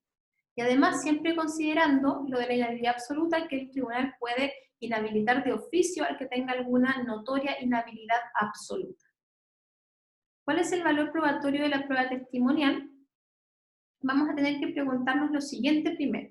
¿Estamos ante una situación en que hay prohibición de rendir prueba testimonial? Porque en ese caso no tiene valor probatorio. Tenemos el caso del menor de 14 años, el caso de los testigos de oídas y el caso de los testigos presenciales. Con respecto al testigo menor de 14 años, sabemos que si el juez declara que tiene suficiente discernimiento, va a ser base para una presunción judicial. Vamos a los últimos dos casos que son un poquito más complicados, que son los testigos de oídas y los testigos presenciales. Los testigos de oídas están regulados en el artículo 383, que dicen que los testigos de oídas son aquellos que relatan hechos que no han percibido por sus propios sentidos y que solo conocen por el dicho de otras personas. Ellos solamente pueden tomarse como base para una presunción judicial. Y con respecto a los testigos presenciales, vamos a tener que distinguir todas estas reglas. ¿Qué pasa si tenemos un testigo imparcial y verídico? Tenemos una presunción judicial. Si hay dos o más testigos y estos están contestes, no han sido tachados, su declaración puede ser plena prueba mientras no haya otra prueba que desvirtúe lo que ellos dijeron. Pero ¿qué pasa? Que es lo que puede ser más normal. ¿Qué pasa si hay declaraciones contradictorias entre los testigos de una parte y los de la otra? Aquí aplicamos el principio de que los testigos se pesan, no se suman. Eso quiere decir que no necesariamente el juez va a preferir los de la parte demandante, que eran 3 testigos, versus los testigos del demandado, que eran 2. No va a hablar del número, el juez no va a decidir sobre el número de testigos, sino sobre la calidad del testigo. Va a preferir el testimonio de los testigos que se vean mejor instruidos, que tengan mejor fama o que sean más imparciales. ¿Bien? ¿Qué pasa si es que los testigos de ambas partes son de igual calidad, igual imparcialidad, igual veracidad, o sea, son de la misma calidad? Ahí sí el juez va a preferir los de mayor número, ¿cierto? Pero ¿qué pasa si es que son de igual número, de igual calidad, de igual veracidad? En ese caso el hecho se tiene por no probado. Además, siempre considerando esta última regla de que si un testigo de una parte declara algo que le perjudica a su propia parte, va a tomarse su testimonio como prueba de la contraparte, que sería como un autogol, ¿cierto? Uno maldiciéndose a sí mismo por siempre porque llevó a un testigo nada que ver. Bien. Vamos ahora al informe de peritos. El informe pericial podemos definirlo como aquel que consiste en la opinión emitida en un proceso por una persona que posee conocimientos especiales en una ciencia o arte acerca de un hecho sustancial, pertinente y controvertido o de alguna circunstancia necesaria para la resolución adecuada de un asunto. Y un perito, a su vez, lo definimos como un tercero extraño al juicio, un tercero no interesado, que posee conocimiento especial de alguna ciencia, técnica o arte y que en virtud de ello le es requerida su opinión por el tribunal respecto de un hecho controvertido en el proceso o de algún punto de derecho extranjero. Hablemos de la procedencia de la prueba pericial. ¿Cuándo procede? Podemos hablar de la procedencia obligatoria y la procedencia facultativa, o sea, en ciertos casos es estrictamente necesaria la prueba pericial y en otros casos es una facultad. La procedencia obligatoria nos habla del artículo 409 y 410. Se oirá informe de peritos en todos aquellos casos en que la ley así lo disponga, ya sea que se valga de estas expresiones o de otras que indiquen la necesidad de consultar opiniones periciales. Y el artículo 410, cuando la ley ordene que se resuelva un asunto en juicio práctico o previo informe de peritos, se entenderán cumplidas estas disposiciones agregando el reconocimiento pericial. Entonces tenemos lo que básicamente nos dicen estos artículos es que se requiere el informe de peritos cuando la ley así lo requiere, ¿cierto? Que por ejemplo tenemos la calificación de la edad de un sujeto, el inventario solemne o la servidumbre de tránsito. Ahí se requiere sí o sí el informe pericial. Y tenemos también la procedencia facultativa, donde también podrá oírse el informe de peritos sobre puntos de hecho para cuya apreciación se necesiten conocimientos especiales de alguna ciencia o arte, o sobre puntos de derecho referidos a alguna legislación extranjera. La iniciativa para rendir prueba pericial. ¿Por qué podría rendirse esta prueba pericial? Aquí también tenemos iniciativa de parte y la iniciativa del tribunal. Como iniciativa de parte podría ser también aquí como medida prejudicial probatoria o durante el curso del juicio, bien, dentro del término probatorio.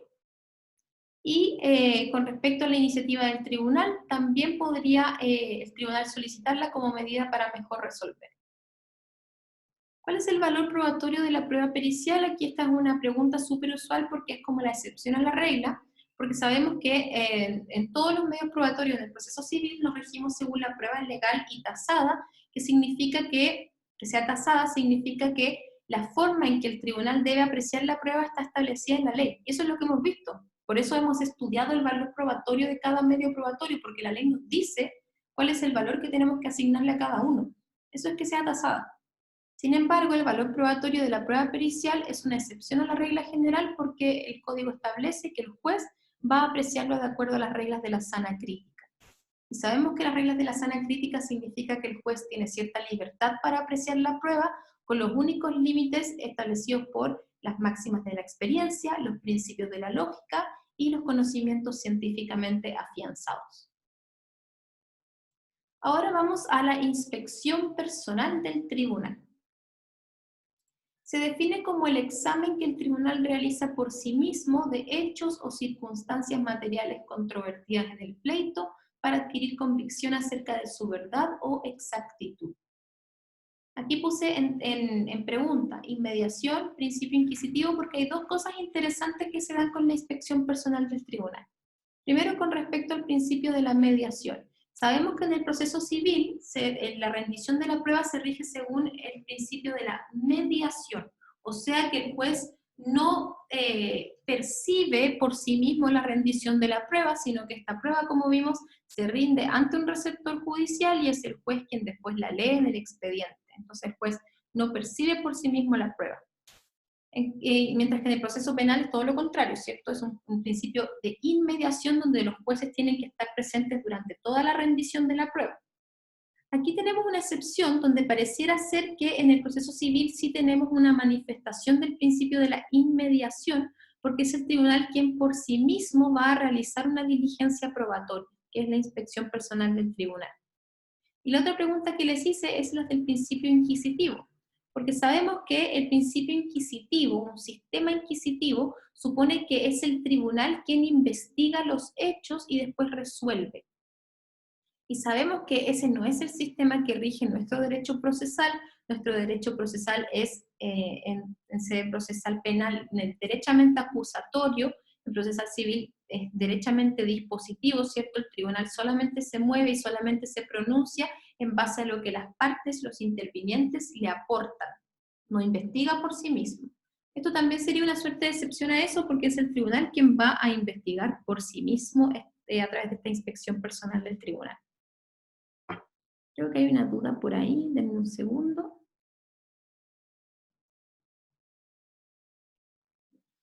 Javi nos pregunta, Mari, ¿qué pasa si no hay acuerdo entre los informes de peritos si es que hay más de uno? Ahí es el juez el que va a tener que decidir porque el código de procedimiento civil no nos da los parámetros para evaluar eso.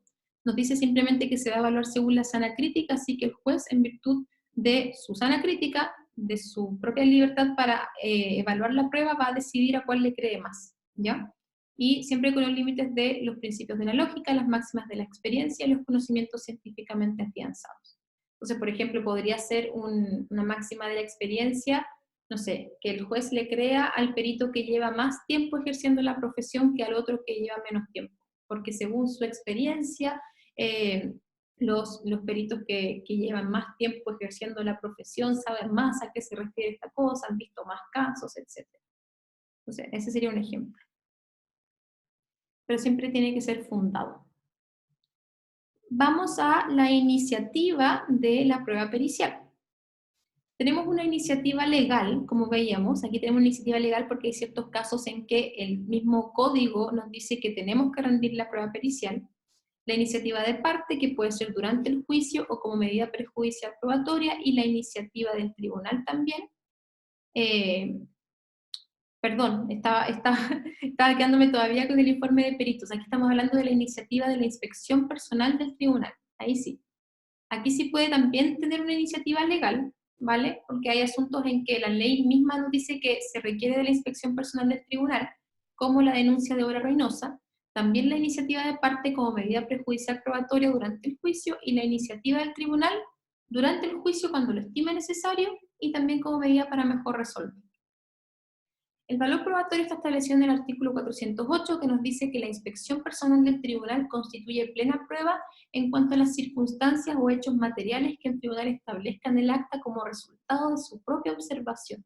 Entonces, la inspección personal del tribunal produce plena prueba, pero se tienen que cumplir estos tres requisitos: que la inspección personal recaiga sobre hechos o circunstancias materiales, que esos hechos o circunstancias materiales sean apreciados de acuerdo a las observaciones del mismo tribunal, no que otra persona les dijo, que ellos mismos lo observaron, y que se haya dejado constancia de estas cosas en un acta. Y por último vamos a las presunciones judiciales. Las presunciones judiciales son aquellos hechos desconocidos que deduce el juez de ciertos antecedentes que constan en el proceso. Entonces, las presunciones son un proceso analítico deductivo donde el juez toma un hecho base y en virtud de su razonabilidad dice, este hecho lo más probable es que signifique esta otra cosa, ¿ya? Entonces, por ejemplo, en un hecho base podría ser, esta persona no fue, por ejemplo, a suscribir este instrumento. Esta persona era fanática de Bon Jovi y ese día justo había un concierto de Bon Jovi. Esos son los hechos bases. Entonces yo puedo presumir que esta persona fue al concierto de Bon Jovi y por eso no fue a firmar el instrumento, ¿cierto? Entonces esos son los elementos de las presunciones. Un hecho base, ¿vale? Un hecho que está establecido, una actividad racional y un hecho presumido, que era desconocido, pero a consecuencia del hecho base con la actividad racional pasa a ser un hecho determinado. ¿Cuál es el valor probatorio de las presunciones judiciales? Aquí tenemos una suerte de contradicción entre el Código Civil y el Código de Procedimiento Civil, porque el Código Civil nos dice que tienen que ser graves, precisas y concordantes, mientras que el Código de Procedimiento Civil nos dice que tienen que ser graves y precisas. Que sean graves significa que tienen que aparecer claramente configuradas de los hechos, o sea, tienen que ser como una cuestión media, a lo mejor, por ejemplo, mi ejemplo que les di de Bon Jovi estaba como no tan grave, así como no tan evidente. Tienen que ser precisas, o sea, carentes de toda vaguedad, y concordantes, o sea, tienen que ser armónicas entre sí. Bien, eso con respecto a la clase de hoy día. ¿Tenemos alguna duda antes de pasar a las preguntas?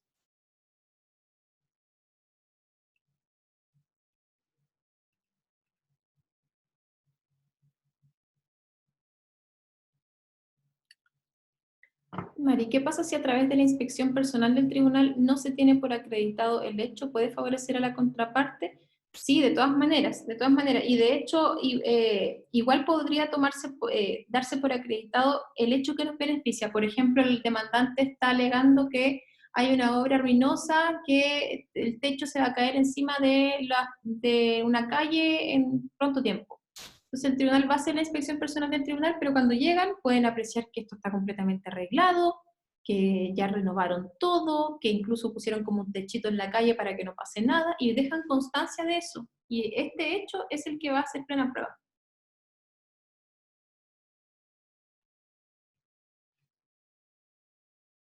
Ujú. De nada, querida. ¿Hay más dudas?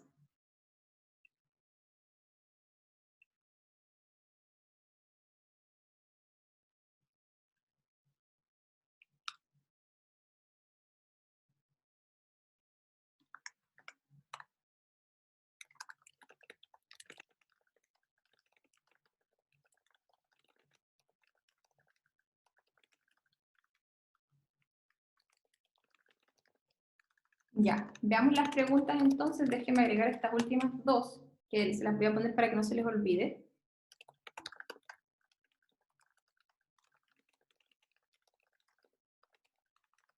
Ya, voy a mostrarles las preguntas al tiro, que me falta solamente aquí editarlas. Ya, vamos a la primera. ¿Cuándo no se admite la prueba testimonial? ¿Alguien recuerda? ¿Cuándo no se admite la prueba testimonial?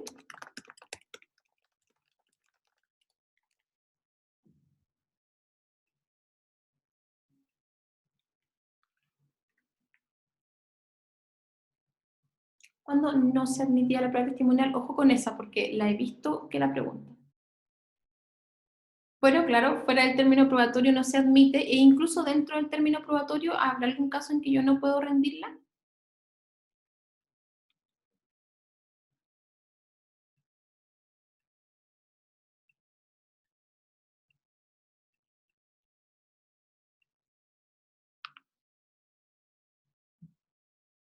Acuérdense que aquí tenemos entonces que no puedo acreditar por vía de la prueba testimonial aquellos hechos de los que que deben haber constado en un instrumento, ¿vale?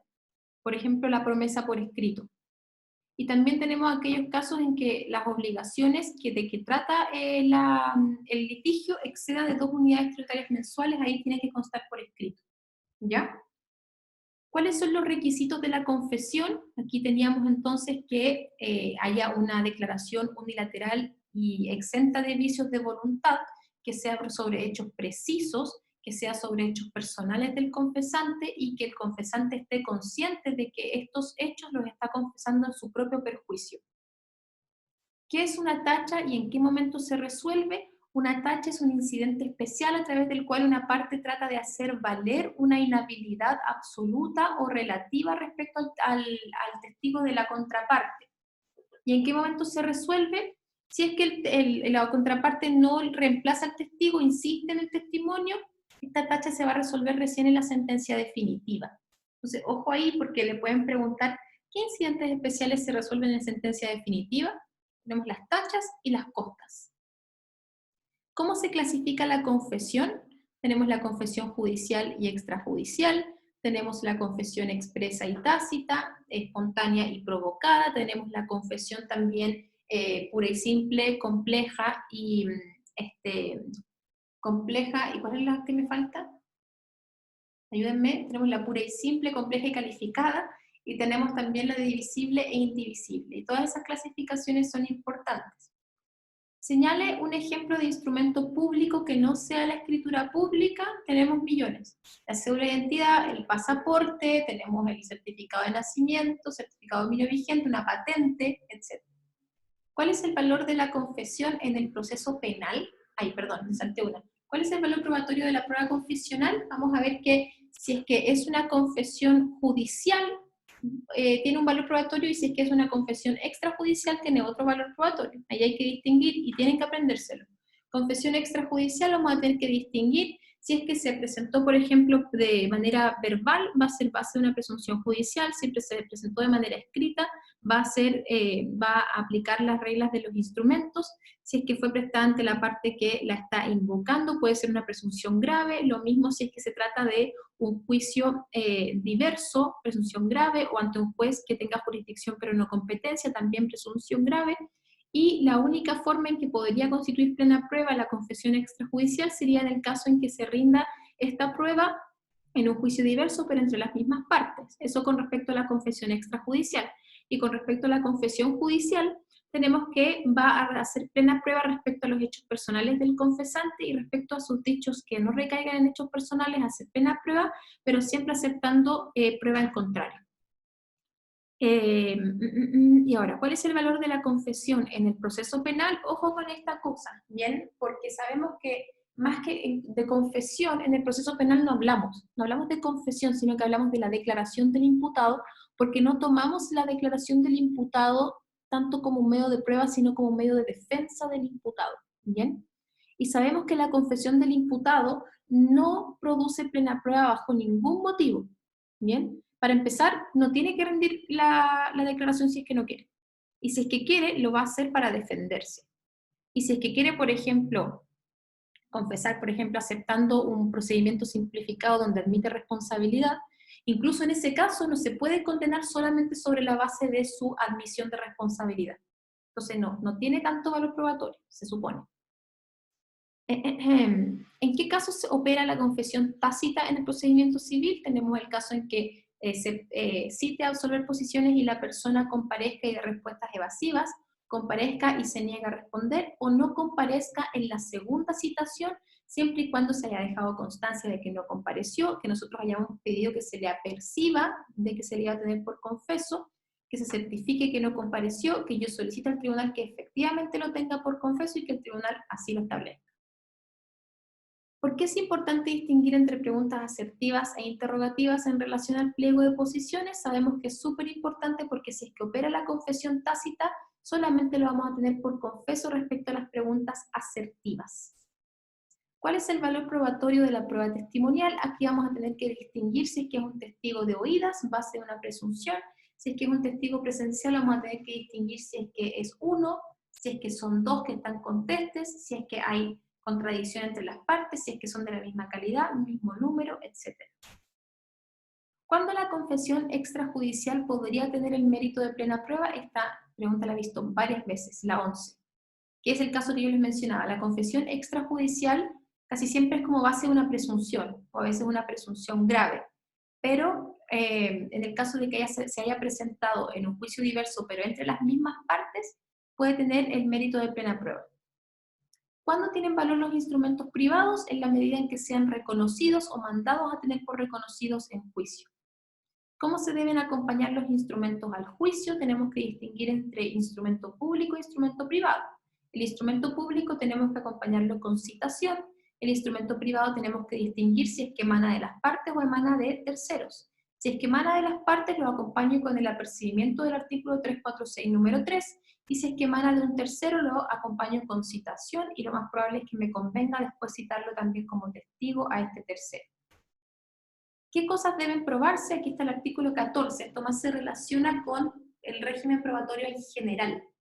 ¿Qué cosas deben probarse? Sabemos que deben probarse los hechos. No debe probarse ni el derecho, ni los hechos públicos y notorios, ni los hechos que no sean sustanciales, que no sean pertinentes, que no sean controvertidos. Y esta pregunta, la 14, se relaciona con la 15, donde lo más probable es que el profe les pregunte de inmediato, ¿y el derecho nunca tiene que probarse? Y la verdad es que en ciertos casos sí, el derecho extranjero sí tiene que probarse. Y en caso de que sí, ¿cómo se probaría? Por medio del informe pericial.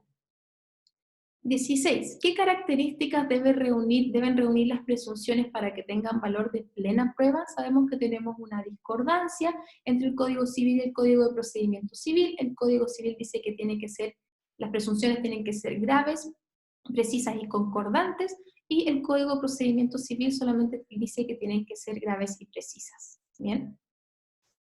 ¿En cuál iba? 17. ¿El presidente de la República no está obligado a prestar testimonio en un procedimiento? Esa sabemos que es una pregunta tramposa. El presidente de la República y en general las personas constituidas en dignidad sí están obligados a prestar testimonio.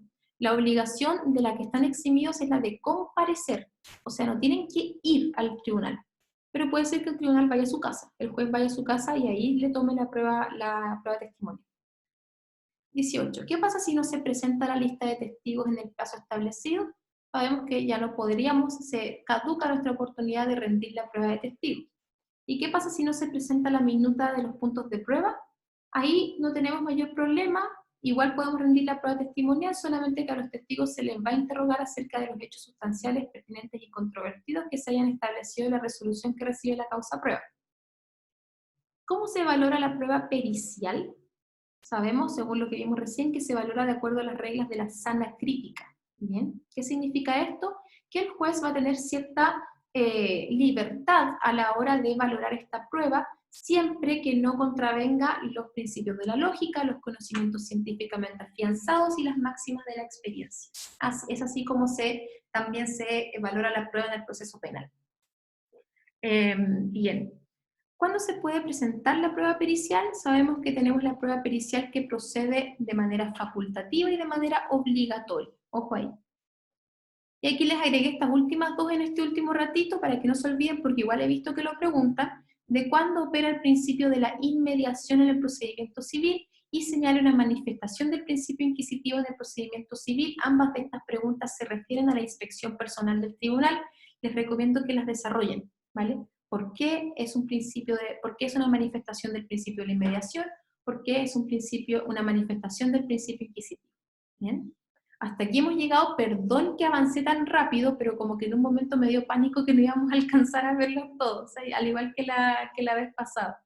Así que, perdón que haya avanzado tan rápido, espero que les haya quedado clarito.